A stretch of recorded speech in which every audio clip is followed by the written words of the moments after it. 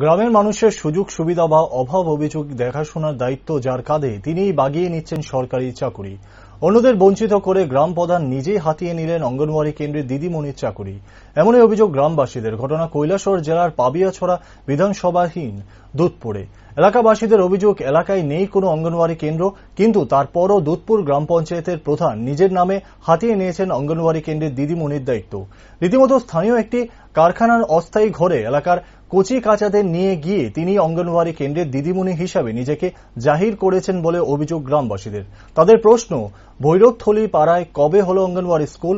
প্রধানই বা কিভাবে নিজের নামে বাগিয়ে নিল চাকুরি?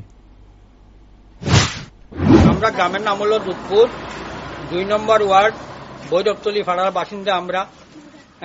আমরার পাড়াতে একটা অঙ্গনবাড়ি স্কুল তৈরি হয়েছে।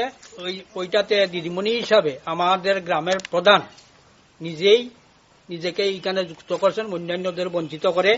আমরার দাবি যে আমরার পাড়া থেকেই হোক বা অন্যখান থেকেই হোক, একটা দরিদ্র সীমার নিচে যারা বসবাস করে তাদেরকে যাতে এই সুযোগটা দেওয়া হয়, এই আমরা কামনা করছি, আর কোনো কিছু নয়।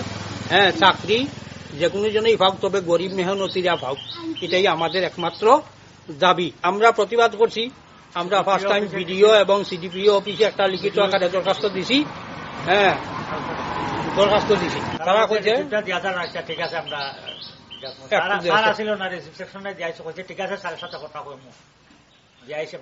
চাকরিটা কবে পাইছে এটা আমরা সঠিক জানি না।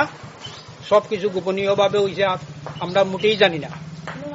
এবং এই পাড়াতে যে অঙ্গনবাড়ি স্কুল তৈরি হয়েছে এটাও আমরা জানি না। কোন জায়গাতে তৈরি হয়েছে, কিভাবে শিক্ষক নিয়োগ হয়েছে তাও জানি না। কোন অঙ্গনবাড়ি স্কুল ভৈরবথলি পাড়াতে আজ পর্যন্ত স্থাপিত হয়েছে না। কোন স্কুল নাই, অথচ শিক্ষক নিয়োগ হয়ে গেছে গিয়া। এটা কেমন ভাবে হয়?